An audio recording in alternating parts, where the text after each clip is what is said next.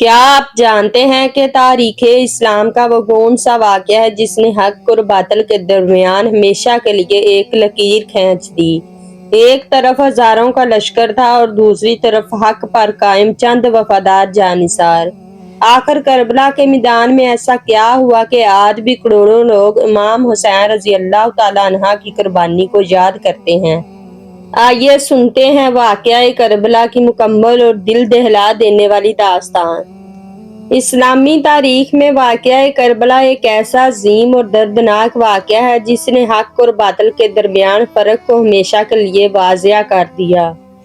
یہ واقعہ صرف ایک جنگ نہیں تھا بلکہ سچائی، عدل، صبر، قربانی اور دین اسلام کی حفاظت کے لیے دی گئی ایک بے مثال قربانی تھی۔ کربلا کا واقعہ 10 محرم الحرام 61 ہجری کو پیش آیا۔ اس دن نواسہ رسول اللہ صلی اللہ علیہ وآلہ وسلم امام حسین بن علی اور ان کے جانثار ساتھیوں نے ظلم کے سامنے جھکنے کے بجائے شہادت کو قبول کیا۔ 11 ہجری میں رسول اللہ صلی اللہ علیہ وآلہ وسلم کے وصال کے بعد مسلمانوں نے مختلف ادوار دیکھے۔ پہلے ابو بکر صدیق، پھر عمر بن خطاب، اس کے بعد عثمان بن عفان اور پھر علی بن ابی طالب خلیفہ بنے۔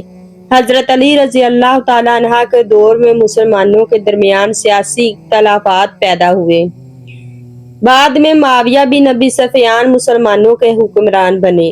حضرت معاویہ رضی اللہ تعالیٰ عنہ کے آخری دور میں ان کے بیٹے یزید بن معاویہ کو اپنا جانشین مقرر کیا گیا۔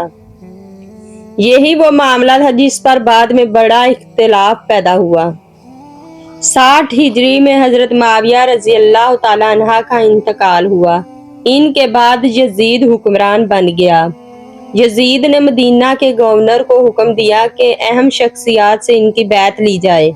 ان شخصیات میں سب سے اہم نام امام حسین بن علی کا تھا۔ امام حسین رضی اللہ تعالیٰ عنہ نے یزید کی بیعت سے انکار کر دیا کیونکہ ان کے نزدیک حکمران کا سردار اسلام کے اصولوں کے مطابق ہونا ضروری تھا۔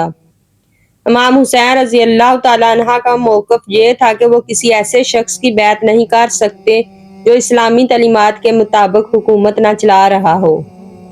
جب حالات مزید کشیدہ ہوئے تو امام حسین رضی اللہ تعالیٰ عنہ نے اپنے اہل خانہ کے ساتھ مدینہ چھوڑنے کا فیصلہ کیا۔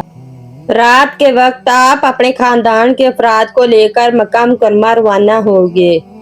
مدینہ چھوڑتے وقت آپ نے اپنے نانا رسول اللہ صلی اللہ علیہ وآلہ وسلم کے روضہ مبارک پر حاضر ہو کر دعا کی اور اللہ تعالیٰ سے رہنمائی طلب کی۔ یہ منظر انتہائی دردناک تھا کیونکہ امام حسین رضی اللہ تعالیٰ عنہ جانتے تھے کہ آگے کا سفر آسان نہیں ہوگا۔ اسی دوران عراق کے شہر کوفہ کے لوگوں نے امام حسین رضی اللہ تعالیٰ عنہ کو ہزاروں خطوط لکھے۔ ان خطوط میں لکھا گیا کہ اے حسین رضی اللہ تعالیٰ عنہ ہمارے پاس آئیے، ہم آپ کا ساتھ دیں گے، آپ کو اپنا قائد تسلیم کریں گے۔ ہزاروں خطوط اور سینکڑوں نمائندے مکہ پہنچے۔ امام حسین رضی اللہ تعالیٰ عنہ نے صورتحال معلوم کرنے کے لیے اپنے چچا زاد بھائی مسلم بن عقیل کو کوفے بھیجا۔ ابتدائی طور پر کوفہ کے ہزاروں لوگوں نے مسلم بن عقیل کا استقبال کیا اور ان کے ہاتھ پر بیعت کی، لیکن جب یزید نے عبید اللہ بن زیاد کو کوفہ کا گورنر مقرر کیا تو حالات بدل گئے۔ دھمکیوں اور خوف کی وجہ سے لوگ مسلم بن عقیل کے ساتھ چھوڑتے گئے۔ آخرکار مسلم بن عقیل تنہا رہ گئے۔ انہیں گرفتار کیا گیا اور شہید کر دیا گیا۔ یہ خبر امام حسین رضی اللہ تعالیٰ عنہ تک فوری طور پر نہیں پہنچ سکی۔ امام حسین رضی اللہ تعالیٰ عنہ نے اہل کوفہ کی دعوت پر عراق جانے کا فیصلہ کیا۔ آپ کے ساتھ اہل بیت، خواتین، بچے اور وفادار ساتھی بھی تھے۔ سفر کے دوران کئی لوگوں نے آپ کو خبردار کیا کہ کوفہ کے لوگ بے وفا ثابت ہو سکتے ہیں، لیکن امام حسین رضی اللہ تعالیٰ عنہ نے فرمایا میں اصلاح امت کے لیے نکل رہا ہوں۔ راستے میں یزیدی لشکر کے ایک کمانڈر ہر بن یزید ریاحی اپنے فوجیوں کے ساتھ پہنچے۔ امام حسین رضی اللہ تعالیٰ عنہ نے نہ صرف ہر اور اس کے سپاہیوں کو پانی پلایا بلکہ ان کے جانوروں کو بھی پانی دیا۔ یہ امام حسین رضی اللہ تعالیٰ عنہ کے اخلاق اور عظمت کا بے مثال نمونہ تھا۔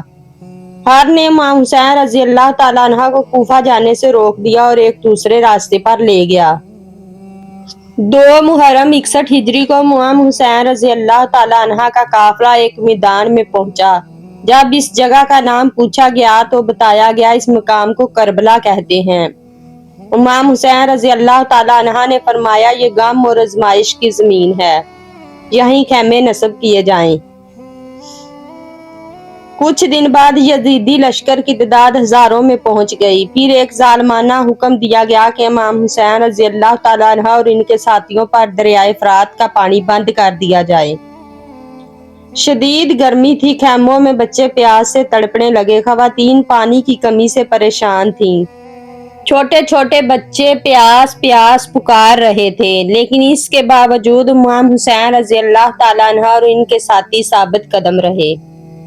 9 मुहर्रम की रात तारीख की अजीम तरीन रातों में से एक थी। इमाम हुसैन रजी अल्लाह ताला अन्हा ने अपनी साथियों को जमा किया और फरमाया, दुश्मन सिर्फ मुझे चाहता है, जो जाना चाहे चला जाए। लेकिन किसी साथी ने साथ छोड़ने पर आमादगी जाहिर ना की।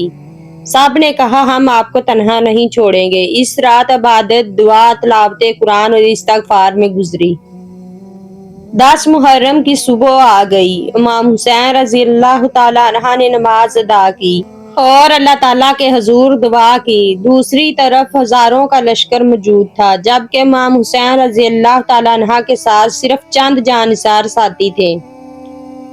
जंग शुरू हुई तो इमाम हुसैन रजी अल्लाह ताला अन्हा के साथी एक एक करके मैदान में उतरते गए। उन्होंने बहादुरी की ऐसी मिसालें कायम की जो आज भी याद की जाती हैं। हर मुजाहिद इस्लाम, हक और सच्चाई के लिए लड़ रहा था। रफ्ता रफ्ता इमाम हुसैन रजी अल्लाह ताला अन्हा के तमाम साथी शहीद होते गए। इमाम हुसैन रजी अल्लाह ताला अन्हा के नौजवान बेटे अली अकबर बिन हुसैन मैदान में उतरे। कहा जाता है कि इनकी शक्लो सूरत रसूलुल्लाह सल्लल्लाहु अलैहि वसल्लम से बहुत मुशाबा थी। उन्होंने बेमिसाल बहादुरी का मुजाहिरा किया। आखिरकार वो भी शहीद हो गए। अपने जवान बेटे की लाश देखकर इमाम हुसैन रजी अल्लाह ताला अन्हा का दिल गम से भर गया। अब्बास बिन अली इमाम हुसैन रजी अल्लाह ताला अन्हा के भाई थे। जब बच्चों की प्यास नाकाबिले बर्दाश्त हो गई तो हजरत अब्बास रजी अल्लाह ताला अन्हा पानी लाने के लिए निकले। वो फरात तक पहुंच गए और मशगीजा भर लिया, लेकिन वापसी पर दुश्मनों ने हमला कर दिया। हजरत अब्बास रजी अल्लाह ताला अन्हा शहीद हो गए और पानी खेमों तक ना पहुंच सका। इमाम हुसैन रजी अल्लाह ताला अन्हा अपने 6 माह के मासूम बेटे अली असगर बिन हुसैन को लेकर मैदान में आए। आपने फरमाया, अगर मुझसे दुश्मनी है तो इस बच्चे पर रहम करो, इसे पानी दे दो। मगर जुल्म की इंतहा ये हुई कि एक तीर बच्चे की गर्दन पर लगा। हजरत अली असगर रजी अल्लाह ताला अन्हा शहीद हो गए। ये मंजर तारीख की सबसे दर्दनाक मनाजर में शुमार होता है। अब तक करीबन तमाम साथी शहीद हो चुके थे। इमाम हुसैन रजी अल्लाह ताला अन्हा तन्हा मैदान में रह गए। आपने आखिरी मर्तबा लोगों को हक की दावत दी, लेकिन किसी ने ना सुनी। इमाम हुसैन रजी अल्लाह ताला अन्हा ने बेमिसाल शदात का मुजाहिरा किया। बिलाकर आप भी जख्मी हुए और शहादत के अजीम मर्तबे पर फायज हुए। इमाम हुसैन रजी अल्लाह ताला अन्हा की शहादत के बाद खेमों में मौजूद खवातीन और बच्चों को कैदी बना लिया गया। खेमों को आग लगा दी गई। अहले बैत पर बेशुमार मुसीबतें आईं, लेकिन उन्होंने सब्र और इस्तिकामत की मिसाल कायम की। ज़ैनब बिनते अली ने करबला के बाद हक का पैगाम लोगों तक पहुंचाया। उन्होंने जुल्म के खिलाफ जरायतमंदाना खुतबात दिए। इनकी बहादुरी की वजह से करबला का पैगाम दुनिया भर में फैल गया। करबला हमें सिखाता है कि हक का साथ देना चाहिए, जुल्म के सामने झुकना नहीं चाहिए, दीन की खातिर कुर्बानी देनी चाहिए। सब्र और इस्तिकामत कामयाबी की कुंजी हैं। अल्लाह पर भरोसा हर हाल में कायम रखना चाहिए। वाक़या करबला सिर्फ एक तारीखी वाक़या नहीं, बल्कि हक, सब्र, कुर्बानी और ईमान की लाजवाल दास्तान है। इमाम हुसैन रजी अल्लाह ताला अन्हा और इनके जानसार साथियों ने अपने खून से ये साबित कर दिया कि सच्चाई के लिए खड़े होना ही असल कामयाबी है। इसीलिए आज भी करोड़ों मुसलमान इमाम हुसैन रजी अल्लाह ताला अन्हा की कुर्बानी को एहतराम और अकीदत से याद करते हैं, और करबला का पैगाम क़यामत तक जिंदा रहेगा।